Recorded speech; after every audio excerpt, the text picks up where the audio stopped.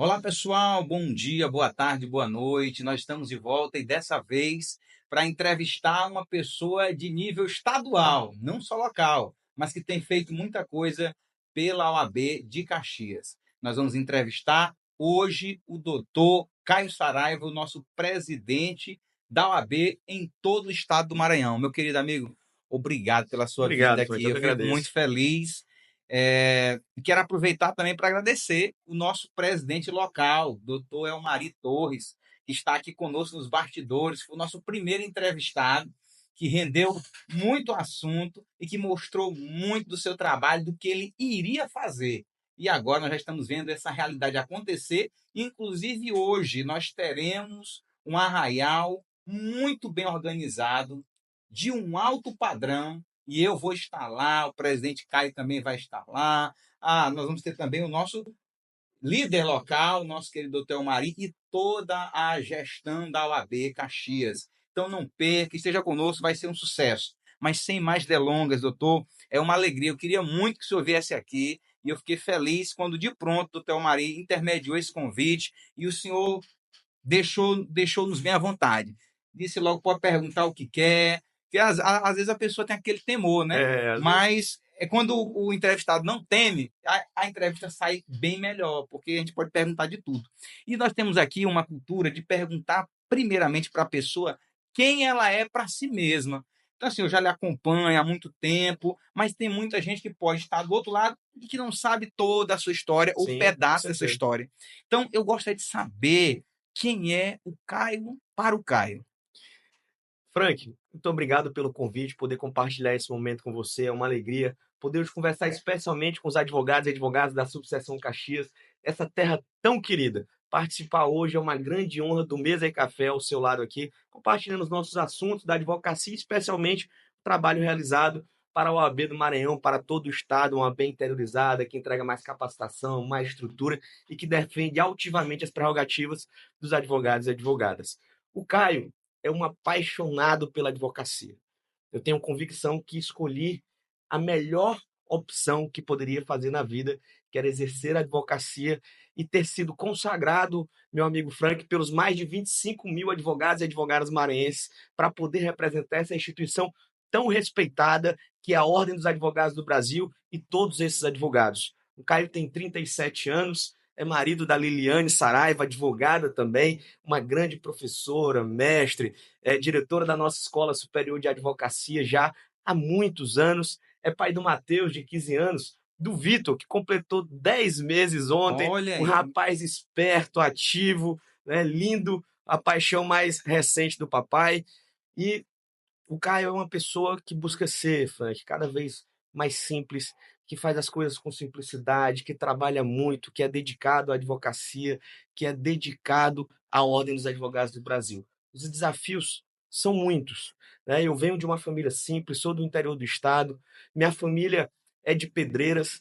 Eu terminei a faculdade em Brasília com muita dificuldade, onde eu tinha que conciliar o trabalho, onde eu tinha que conciliar as atividades. Fui vendedor de celular da TIM, cheguei em Brasília, a primeira oportunidade de trabalho que eu tive foi como balconista de padaria. Trabalhei quase um ano como balconista de padaria, mas sempre levei a vida com muita alegria, com muita felicidade, não colocando essas situações de dificuldade como desafio, mas na verdade como uma oportunidade para poder conquistar algo melhor para mim e para minha família.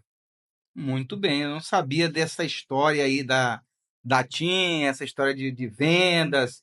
E venda é super importante, né? Todo mundo tem que ter um pouquinho De de vendedor, é vendedor, né? verdade. É fundamental. Eu digo isso até em sala de aula Inclu com meus alunos. inclusive o advogado, apesar da não mercantilização da advocacia, Isso, mas a contratação de um advogado não deixa de ser também ali uma arte de negociação e fechamento de contrato, com né. certeza. O advogado ele tem que ter essas habilidades, né? Sim, É fundamental. Mas o senhor é de Pedreiras, né? sim, Natural de minha filha é de lá, Pedreiras. exato. O senhor ficou lá por muitos anos, o senhor chegou a advogar lá, o senhor disse que formou em Brasília. Formei em Brasília. A minha Como é que foi essa história? O senhor voltou para lá, ou de Brasília o senhor já foi para São Luís? Como é que foi isso? Toda a minha família, Robson, é de Pedreiras. Minha mãe é de lá, meus avós são de lá, meus pais são de lá. Minha mãe me teve muito nova, ela me teve com 17 anos. E com o desafio da mãe solteira, ela teve que estudar em São Luís, né, era comum, e ainda é hoje também, claro que com o aumento de faculdades no interior isso tem reduzido, mas antigamente era ainda mais comum que os pais colocassem os filhos, levassem para poder estudar na capital. E Pedreiras é muito próximo de Teresina, como é de São Luís. Às vezes até de Teresina é um pouco mais próximo em relação à distância, e a estrada sempre favoreceu. Mas por questões familiares, minha mãe acabou indo morar em São Luís com mais 5 irmãos, né, que foram para São Luís para poder estudar, e eu acabei sendo criado quase toda a minha vida em São Luís, né, convivendo com a minha mãe, com os meus tios. Então foi assim que foram conduzidos esses anos. Na faculdade, aí eu tive a oportunidade de mudar para Brasília e dar continuidade ao meu curso de direito lá. Eu iniciei em São Luís na UNDB, depois transferi para Brasília, e aí em Brasília eu consegui concluir o curso de direito no ano de 2011 e retornei ao Maranhão no ano de 2012. Em Brasília, a gente vive muito aquela dinâmica de estudar para concurso público, porque Brasília é uma cidade que circula em volta dos cargos públicos. Os cargos políticos, deputados federais, estaduais, senadores, aí os ministérios. Então você tem muita oportunidade de fazer concurso público. E as pessoas vivem isso lá. Acho que o grande sonho do candango, do brasiliense, é um dia passar num concurso público e ter essa estabilidade. Então eu vinha num ritmo muito forte de estudos para concurso. Fiz em alguns lugares do país e tive a oportunidade também de fazer um concurso que abriu na minha cidade, que é Pedreiras. Na época Olha abriram só. uma vaga para procurador geral, ou uma vaga para procurador e uma vaga para procurador adjunto, né? E nessa oportunidade eu fui aprovado em primeiro lugar para procurador do município de Pedreiras. Demorou um certo tempo, eu não fui convocado para o concurso, entrando naquele lapso da emenda do Supremo Tribunal Federal, que diz que você tem o direito à nomeação quando é nomeado dentro das vagas. Eu entrei com mandato de segurança e fui nomeado procurador municipal no início de 2014. E desde então eu venho conciliando a advocacia pública e a advocacia privada. E por que esse caminho, Robson? Primeiro, Franklin, por que esse caminho? Porque, como eu disse, eu venho de família simples. Eu tinha um filho que tinha 1 ano de idade, o Matheus, que hoje tem 15 anos, e eu precisava de uma receita, eu precisava Fixa. de uma receita fixa para poder continuar construindo o meu sonho de exercer a advocacia e, claro, sustentar a minha família e o meu filho. Então, ali era a oportunidade de poder ter aquele valor fixo por mês. Mas sempre vim conciliando as minhas atividades com a advocacia privada, pelo qual sou apaixonado, adoro direito processual. Eu fiz estágio no Tribunal Superior do Trabalho, que foi o que abriu as minhas primeiras portas de oportunidade de trabalho em São Luís. Eu não tinha condições, quando voltei ao Maranhão, de abrir um escritório de advocacia, então eu fiz o que faz a grande maioria dos advogados e advogadas que iniciam o trabalho, que é pegar um currículo, distribuir currículos em escritórios de advocacia, atender na OAB, atender na casa do cliente.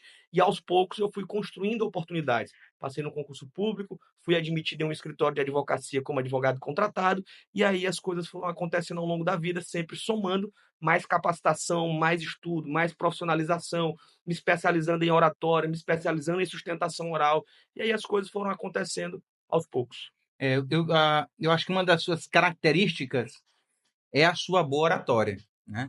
Sabe falar Obrigado, bem, amigo. sabe comunicar bem. Isso é importante, muito importante, principalmente para a advocacia, como também para o gestor, que a gente vai falar daqui a pouco do Caio Gestor.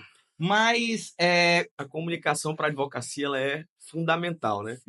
Quem não fundamental. percebeu isso ainda, talvez esteja ainda um passo atrás do seu desenvolvimento profissional. E falo advocacia, mas hoje todas as profissões, principalmente pelo advento das redes sociais, nós saímos mais de trás das câmeras, nós deixamos de ficar mais atrás das telas para poder ir para a frente das câmeras. Então, antigamente você contratava veículo de comunicação, TV, jornais, para poder divulgar o seu negócio, o seu empreendimento, e hoje, por muitas das vezes, é o próprio profissional que faz o destaque, a promoção do seu empreendimento. Ainda Talvez as pessoas não tenham percebido ainda que esse talvez seja um grande diferencial. E aí trago exemplos nacionais que fazem uma grande diferença. João Adib da CIMED. A CIMED já é uma empresa gigantesca. é, mas Mas estourou quando depois, ele botou a cara quando ele botou a cara no no negócio, resolveu digital. desenvolver, levar para frente, abraçar a marca e trabalhar muito mais publicidade do que a própria gestão que já caminhava muito bem da empresa e vincular os dois, agregar valor aos dois, a empresa, sem dúvida nenhuma, cresceu muito mais e hoje é um grande destaque nacional.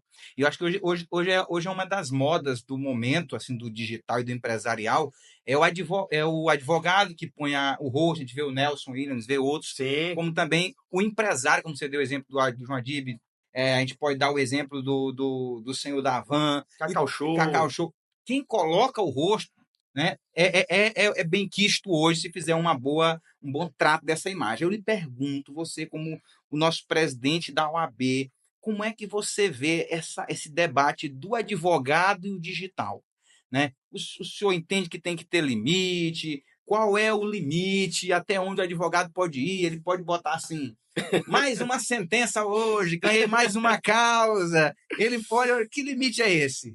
Meu amigo, neste momento eu vejo com muita preocupação, mas muita preocupação de verdade, porque existem limites baseados no provimento 205 de 2018 do Conselho Federal e também no nosso Código de Ética e Disciplina do artigo 39 em seguintes lá aos limites da publicidade na advocacia.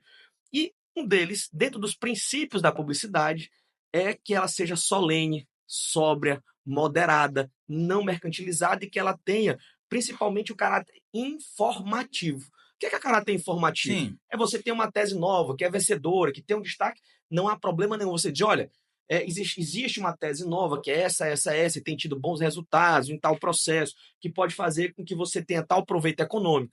Tudo bem, mas você não pode pegar o seu processo com a decisão, a sentença e dizer mais uma sentença favorável. Isso é vedado. O advogado e advogada não pode, Frank, fazer a divulgação do resultado do seu trabalho, ou seja, ele não pode fazer a divulgação do resultado da sentença ou da decisão e muito menos, que é um erro comum dos colegas, fazer a exposição do próprio cliente. Isso que eu lhe perguntar. E em benefício previdenciário tem sido muito comum, infelizmente, colegas tirarem foto entregando a carta de concessão do benefício. Não pode? Não pode, colega advogado, pelo amor de Deus. E aí o que acontece?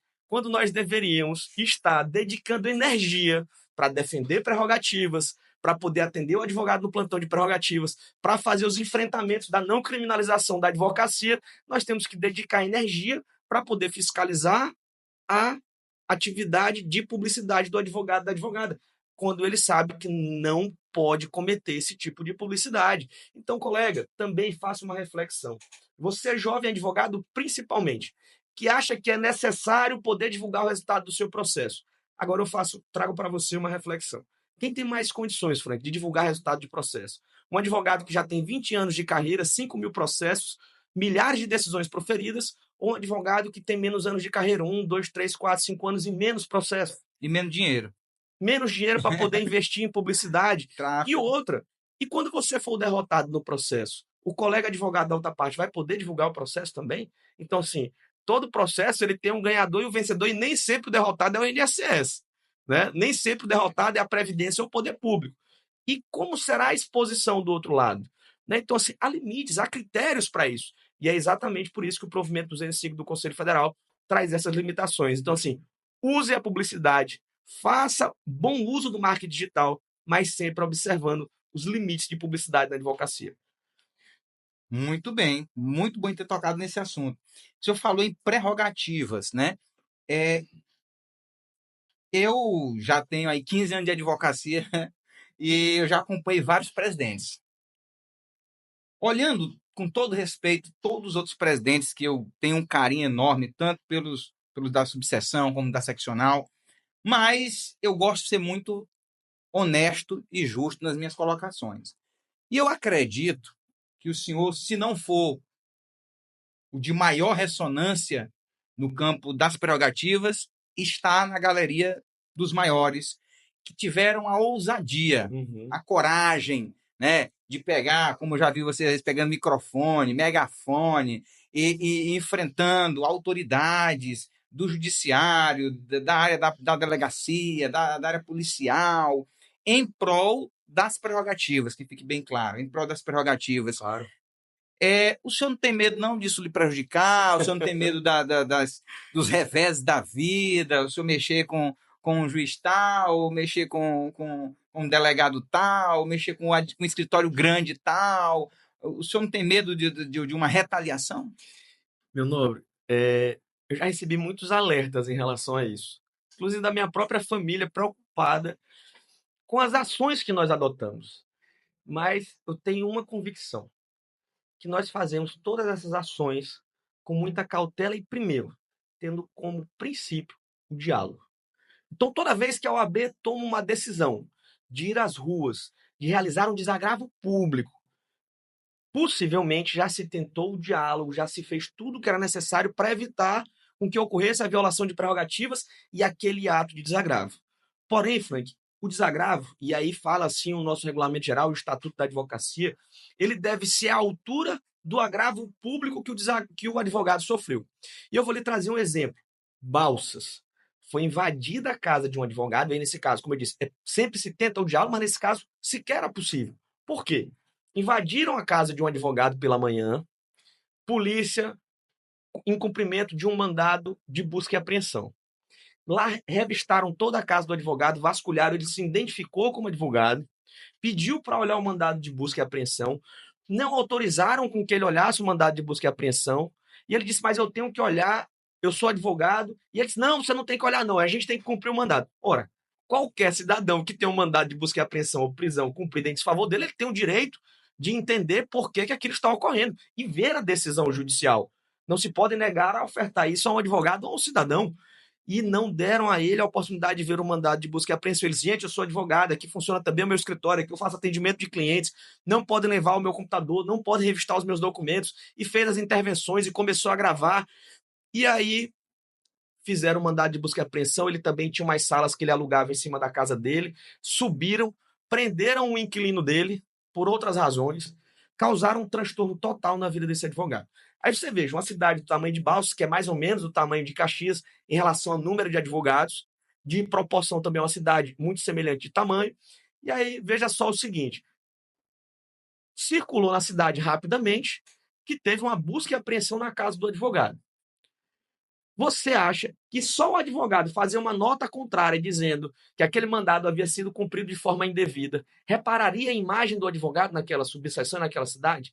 Talvez seja até irreparável ou de difícil reparação. Talvez o dano fosse até irreparável, como você falou. Não se consiga reparar totalmente. Mas na mesma semana, eu deferi de ofício um desagravo público em favor do colega e nós fomos até a cidade de Balsas com um carro de som. Percorremos boa parte da cidade, fizemos uma passeata com vários colegas, com dezenas de colegas, fomos até a porta do batalhão, dizendo que a advocacia deveria ser respeitada, que a advocacia deve ser ouvida, que é uma profissão honrada, que exerce um munus público e constitucional, que a advocacia merece respeito e que todo cidadão que tem contra ele o cumprimento da justiça merece respeito e tem direitos que os resguardam. E lá nós fizemos um desagravo público na porta do batalhão. Eu lhe A pergunto, proporção disso e a repercussão na cidade, minimamente, consegue reparar aquele agravo que foi feito ao colega em razão da irregularidade da busca e apreensão. mas eu lhe pergunto, aonde é que está a ilegalidade aí, para o povo entender? Para o povo entender onde é que a autoridade policial errou? Pronto, vamos lá. Primeiro ponto, a autoridade policial não permitiu com que ele olhasse o mandado de busca e apreensão, que é um direito de qualquer pessoa que tem contra ele um mandado de prisão ou busca e apreensão. Segundo ponto, a lei federal 8.906, é importante destacar isso, é uma lei federal 8.906, que é nomeada como Estatuto da Advocacia. Essa lei ela diz que em seu artigo 7º, incisos, que é inviolável o escritório de advocacia do advogado e advogada, exceto por uma decisão judicial que determine o objeto certo e delimitado da busca e apreensão. Ou seja, tinha que ter uma decisão que determinasse a busca e apreensão no escritório de advocacia, que determinasse a busca e apreensão no escritório dele e que dissesse ali o que estava indo procurar. Ou seja, não pode simplesmente a decisão dizer traga um computador e a polícia mexer em documento. Porque isso viola o sigilo da comunicação entre o advogado e cliente, que é fundamental, Frank. Democrático, né? Exatamente. E assim, o advogado ele poderia ter ali conversas com clientes que se defendem em processos criminais, em processos tributários, em processos fazendários. E aí, simplesmente, se determina uma busca e apreensão, leva diversos documentos e tem acesso a informações que são sigilosas, que são adotadas na tese de defesa com aquele advogado e seu cliente. Então, isso é fundamental que seja preservado. Então, em razão disso, foi um grande erro cometido ali pelos policiais naquele momento, pela má condução daquele procedimento e que necessitava daquele desagravo público. Quando realizei em São Luís também, o fiz porque advogados foram impedidos de atuar plenamente no tribunal do júri. O que vinha acontecendo em São Luís? Sendo acionada a comissão de prerrogativas para ir até o local e intervir em favor dos colegas advogados, assegurando as suas prerrogativas, a livre manifestação do advogado, que é uma prerrogativa ali no exercício do tribunal do júri, fazendo a advocacia no tribunal do júri, a comissão foi destratada, o magistrado chegou e disse: mas o que vocês estão fazendo aqui? Vocês não foram convidados para estar aqui. A mesma lei estabelece que todo advogado e advogada tem o direito a acessar todo e qualquer lugar onde ele precisar exercer a A advocacia. lei diz assim, até os cancelos da justiça. Até os cancelos da justiça. Exato. Então, de ir além dos cancelos da justiça. Imagine a comissão de prerrogativas que está para lá exatamente para assegurar todos esses direitos ao advogado. Mas, Caio, isso são privilégios para o advogado e para a advogada? Não. São direitos necessários para que o advogado possa exercer plenamente a sua profissão, e quem mais ganha com isso é o cidadão. O povo, verdade. Porque é você, cidadão e cidadã, que está sendo defendida pelo advogado. Né? Então, quem mais ganha é o cidadão e a cidadã, que são defendidas e asseguradas essas prerrogativas do pleno exercício da advocacia. Posso só fazer um fechamento? Faça. E aí você falou sobre o receio, né, de retaliações, esse tipo de coisa. Como eu disse, a gente sempre faz pautando no diálogo. E não fazemos com pessoalidade. As decisões que nós tomamos são pura e plenamente institucionais. Não é apenas o Caio que fala ali em defesa do advogado. É a Ordem dos Advogados do Brasil. E não faz contra fulano ou beltrano. Faz em defesa da advocacia e do nosso exercício profissional, do nosso mistério constitucional. Então, o senhor não acha que o senhor sofre retaliações? É possível que ocorra. Afinal de contas, ter a ousadia de tomar posições de coragem por vezes incomoda, e é possível que, claro, isso cause incômodos. E nós estamos lidando com seres humanos. Seres humanos são bons, são ruins e têm reações também, né? Eu senti de lhe perguntar isso porque às vezes as pessoas pensam que você prender uma OAB é só o glamour, né? Viaja ali, vai para ali, vai para lá. Queria muito que fosse. Irmão, esse negócio de viagem, eu tô com um filho de 10 meses em casa, não é mais recém-nascido, mas é pequeno ainda, demanda muito trabalho da minha esposa, da nossa família. E eu saí de São Luís de quarta para quinta-feira, 3h40 da manhã, fiz compromisso e reunião em Açailândia, depois fui para Imperatriz ainda na quinta-feira, à tarde fiz compromisso, reunião a tarde toda na OAB, lá em Imperatriz durante o período da tarde. Ontem fui para a Expo Imp, fiquei até o período da noite lá atendendo, recepcionando os colegas, conversando, dialogando com a advocacia. Pela manhã saí para cá, para Caxias, estou aqui fazendo podcast com você. Daqui a pouco nós temos uma outra reunião com o Mari. À noite o Arraial da Advocacia, amanhã eu volto para São Luís. Então, assim, demanda muita energia para poder...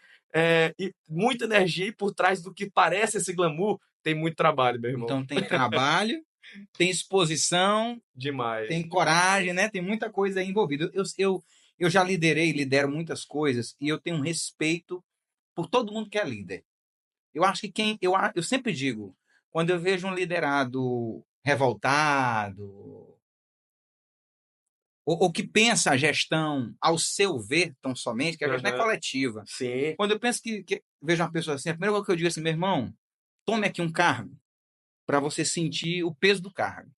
Quando você desenvolve uma liderança, quando você desenvolve uma atividade, aí você vai ver que não é fácil. Você vai ver gente botando dedo na sua cara, você vai ver gente mandando mensagem que você não quer ouvir. E aí eu lhe pergunto, o que você ganha com isso? Você recebe um valor por mês para estar fazendo essas viagens, ficando longe da esposa, dos filhos, se sacrificando pela ordem e ofertando, eu acredito, que a principal mercadoria que alguém possa ter, que é o tempo. Sim. Né? Então, assim, o que você ganha com isso? Você prender a OAB, você já é a segunda vez que você vence a eleição.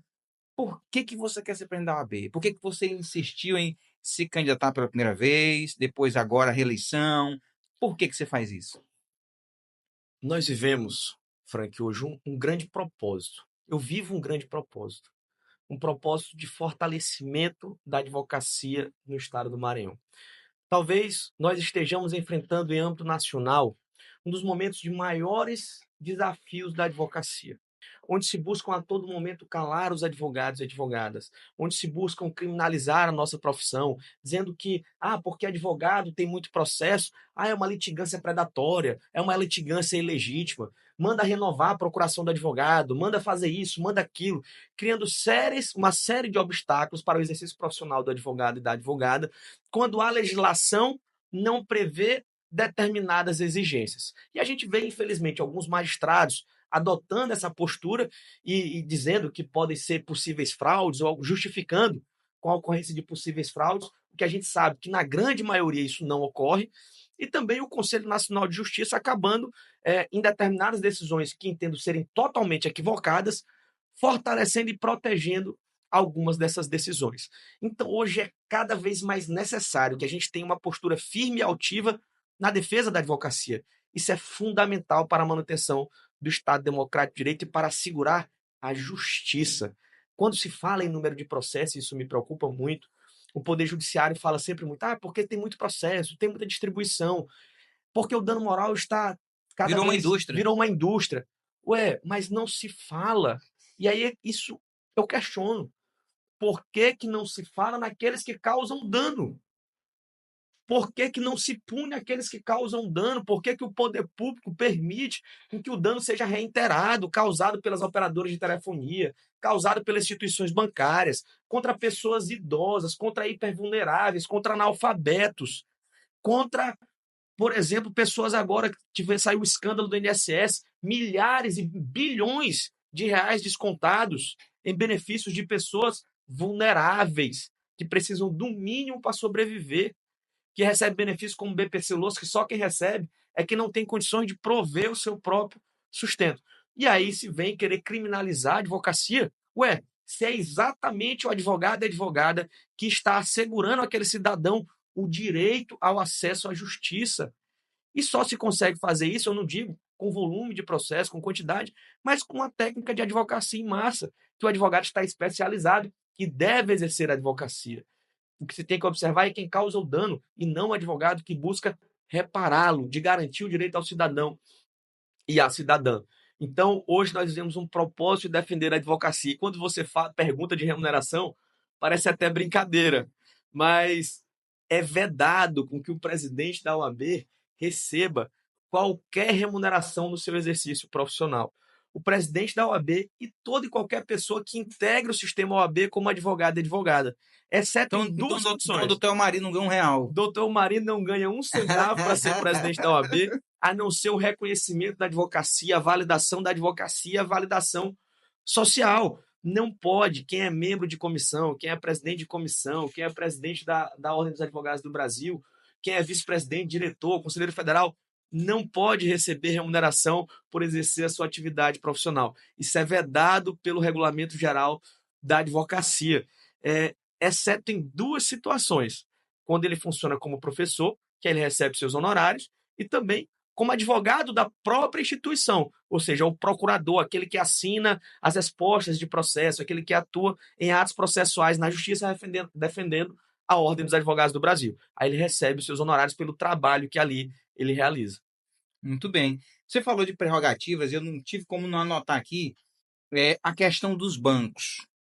Como é que eu estou vendo um burburinho aqui em Caxias, fora de Caxias, em São Luís, em Bacabal, muita gente falando da questão dos bancos, os bancos criando uma nomenclatura que o senhor citou aí, que é a advocacia, né, a litigância predatória, né?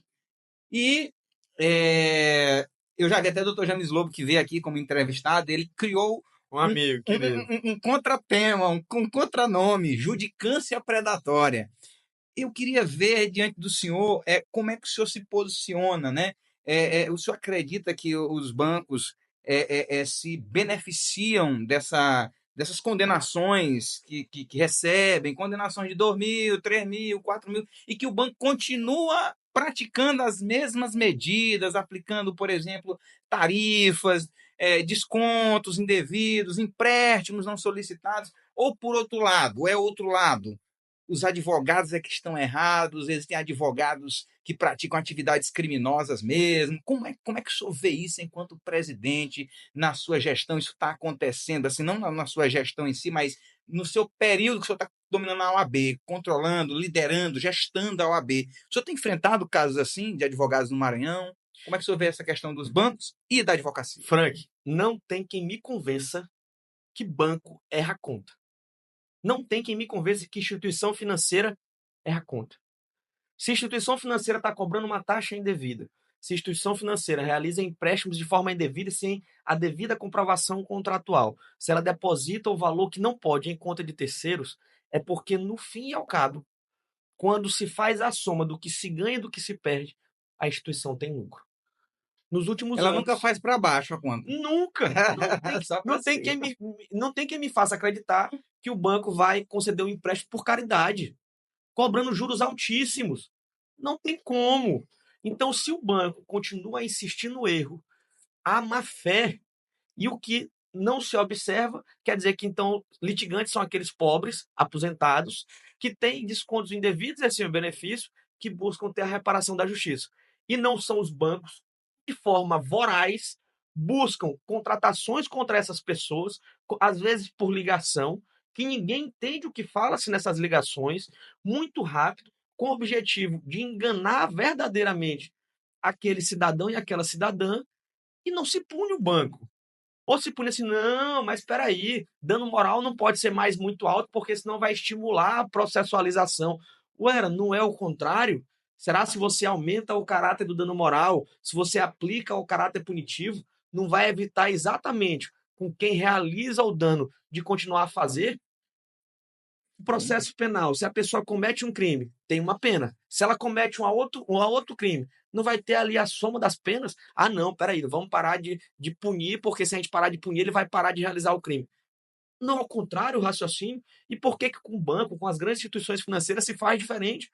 Eu não consigo entender essa lógica e essa realidade. Então é algo que a gente tem enfrentado com muita firmeza. O que a sua gestão tem feito assim para combater, né, essa postura dos bancos? Vamos lá. Nós já fomos ao Conselho Nacional de Justiça contra a resolução que estabeleceu no estado do Maranhão o núcleo 4.0 empréstimos consignados, Uhum. que nós entendemos, dentro da resolução, haviam vários pontos que eram inconstitucionais.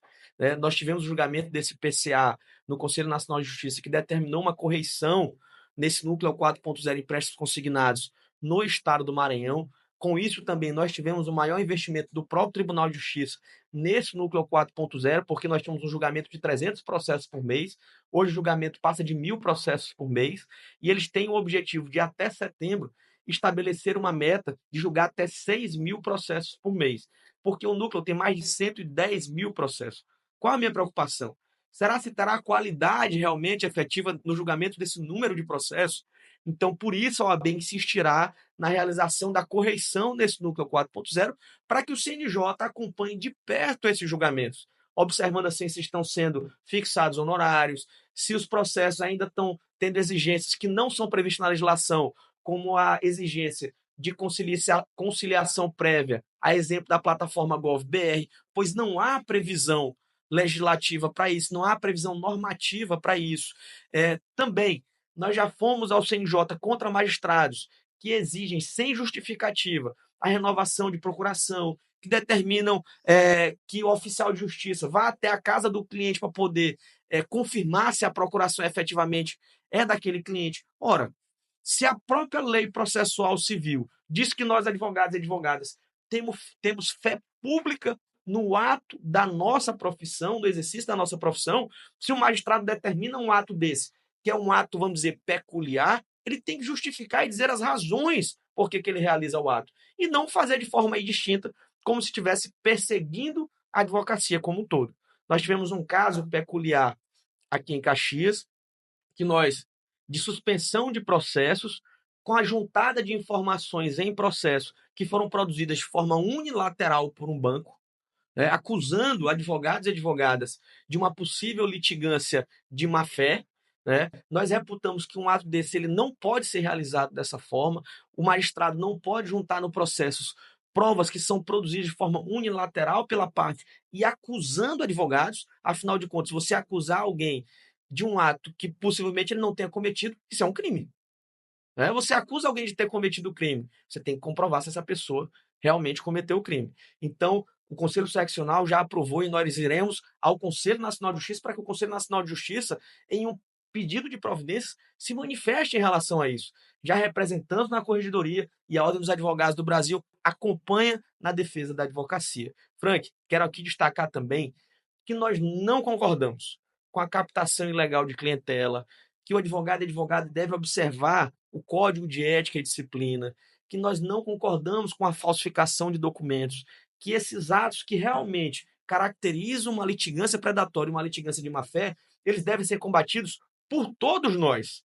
Mas com exceção a isso, nós todos devemos nos unir na defesa do exercício profissional da advocacia e não criminalizar colegas ou permitir com que isso aconteça.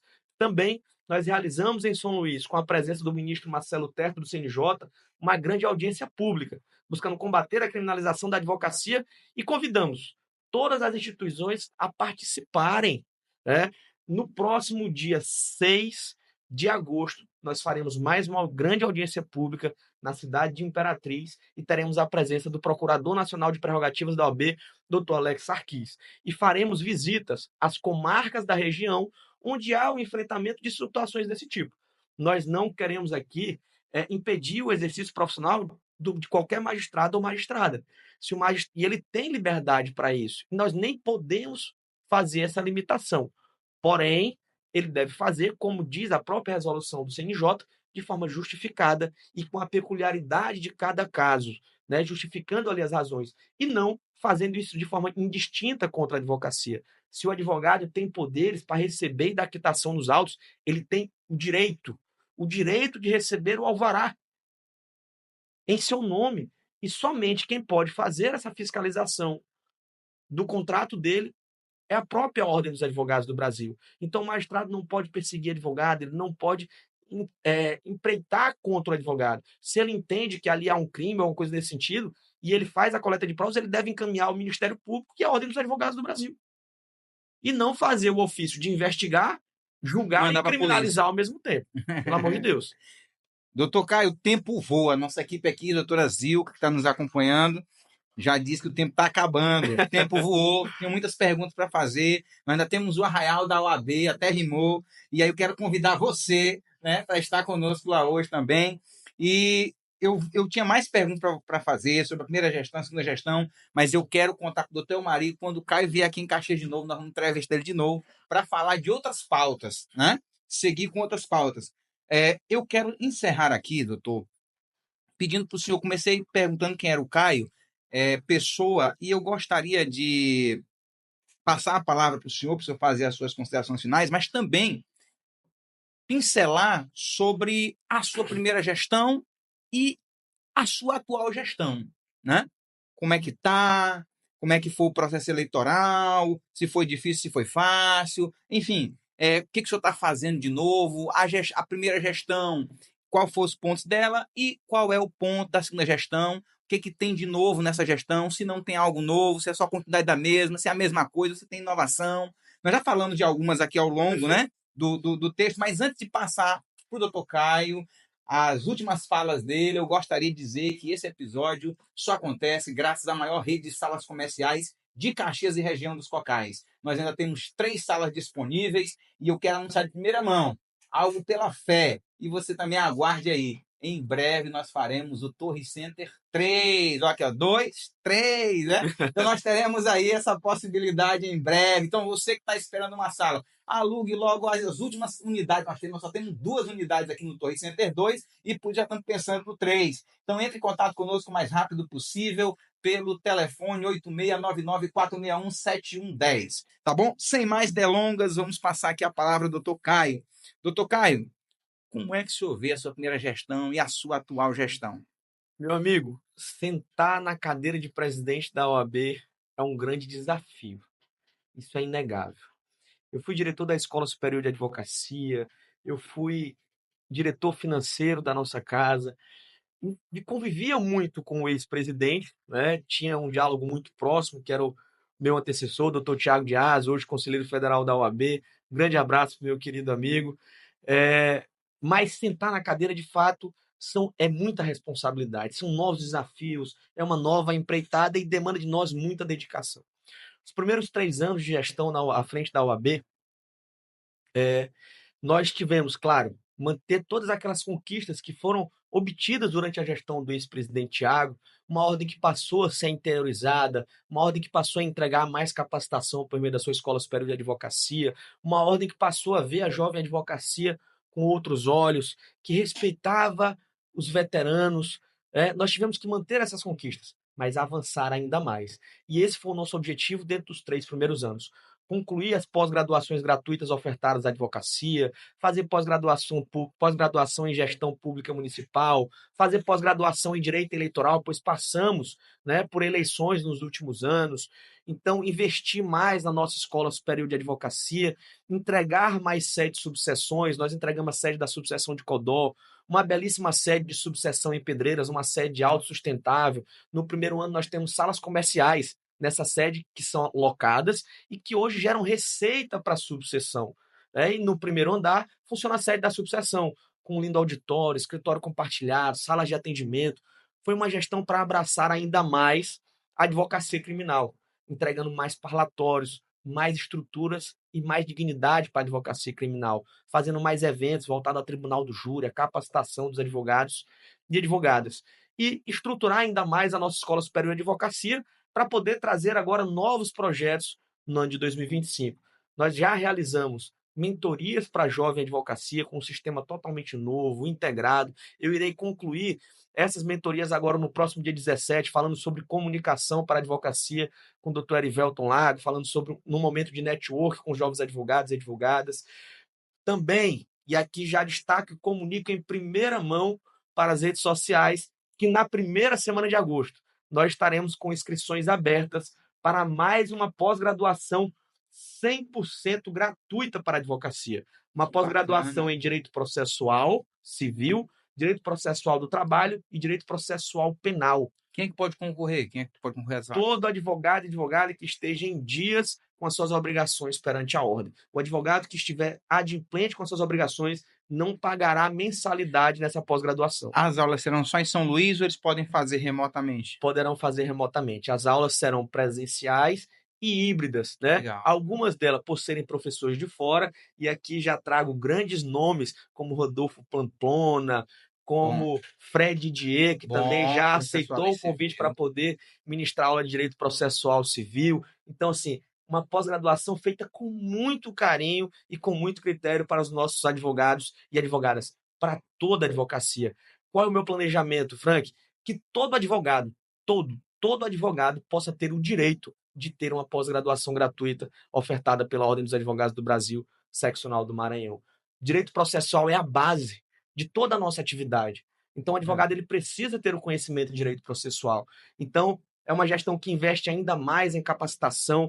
Nós temos um grande planejamento de investir ainda mais em estrutura. Eu estou fazendo reforma nas sedes das subseções. Concluímos agora em Caxias. Iremos iniciar agora em Balsas. Estamos realizando também em Presidente Dutra. Estou em fase de instalação também. Já adquirimos um sistema de energia solar para poder abastecer todo o sistema OAB. Legal, Fazendo boa assim, ideia, uma economia, né? gerando economia, fazendo com que o OAB seja mais sustentável, com que a gente preserve o meio ambiente, né? Então é um investimento que a gente faz, que é válido para o meio ambiente e que também é um investimento para o futuro, porque vai gerar uma economia muito grande no sistema OAB que os próximos presidentes, os próximos gestores poderão investir ainda mais em retorno de resultados para a advocacia. É uma advocacia, uma ordem que vê ainda mais carinho a nossa jovem advocacia. O que é que eu vejo? Acho que é uma marca, né, da tua gestão Sem também, o dúvida, jovem sem advogado, dúvida. mais valorizado, mais visto, né? E aí, veja só, às vezes o colega experiente, ele diz assim, mas cara, por que investir tanto no jovem advogado? A OAB faz muito pelo jovem advogado. Amigo, quando eu tenho um jovem advogado bem preparado, quando eu tenho um jovem advogado bem capacitado, ele tem firmeza, ele tem condições de exercer a advocacia com altivez e assim, consequentemente, ele tem melhores condições de cobrar honorários. Se o jovem advogado consegue cobrar bem honorários, o que o mais experiente faz? Cobra também. Cobra um pouco melhor. Então, quando você cuida bem da jovem advocacia, você está cuidando de todo o mercado de trabalho e de toda a advocacia. E os nossos cursos de capacitação, os nossos cursos de atualização são para todos os advogados e advogadas. Pra você ter uma ideia, em agosto, nós faremos também um curso de inteligência artificial para os advogados 50 a mais e 60 a mais. Ou seja, cuidando daquele advogado que tem uma idade já com mais de 50 anos, mais de 60 anos, que tem mais dificuldade de lidar com tecnologia, entregando para ele um tratamento diferenciado, para poder ele não ficar para trás. Algo Com prático, uso algo prático. prático, totalmente prático, uma imersão. O dia todo de aula com o uso da inteligência artificial para peticionamento e para uso no escritório de advocacia. Um dia completo com o professor Carlos André. Também estamos fechando um pacote para um curso geral com o professor Felipe Damos, que será ofertado em São Luís, e agora nós iniciaremos por todo o estado do Maranhão umas imersões também com o professor João Bahia, que virá para todas as subseções do estado do Maranhão, ofertando também o curso de inteligência artificial durante 2 turnos em todas as subseções. Temos que aprender a lidar com a inteligência artificial. O advogado que acha que não irá utilizar a inteligência artificial na sua atividade profissional, sem dúvida, ele ficará para trás em produtividade. Então, a primeira gestão foi para poder a gente preservar aquelas conquistas realizadas pelo presidente Thiago, avançar ainda mais, mas esses próximos 3 anos, eu estando com a casa ainda mais organizada, conseguindo ter ainda mais firmeza nas decisões, sem dúvida nenhuma serão 3 anos ainda mais disruptivos, de mais resultados para a advocacia, de mais empreendedorismo, de mais gestão e, sem dúvida nenhuma, de mais defesa, principalmente do exercício profissional de cada advogado, de cada advogada. Eu entendo, Frank, que tudo isso que nós falamos é bom. Estrutura, interiorização, capacitação para toda a advocacia, cuidar da jovem advocacia, momentos de lazer como o Arraial, o Festival da Advocacia, tudo isso que nós fazemos é bom. Mas nada disso serve se nós não tivermos a defesa de prerrogativa dos advogados e advogadas. O pleno exercício profissional do advogado e da advogada. No final das contas, o que o advogado quer é poder exercer plenamente a sua profissão e ter oportunidade no mercado de trabalho para poder assim fazer e ter uma boa remuneração. Colegas, esse foi o Dr. Caio Saraiva. Falou muito bem, deixou muito bem o seu recado. O homem é convincente.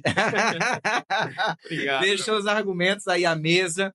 Fique aí conosco, continue conosco no Mesa de Café. Mande esse vídeo para o máximo de pessoas. Divulgue o máximo. Em breve teremos mais cortes. Tchau, tchau. E até o nosso próximo encontro. Obrigado, doutor. Obrigado, irmão. Eu que agradeço. Um abraço para cada advogado, para toda a advocacia maranhense.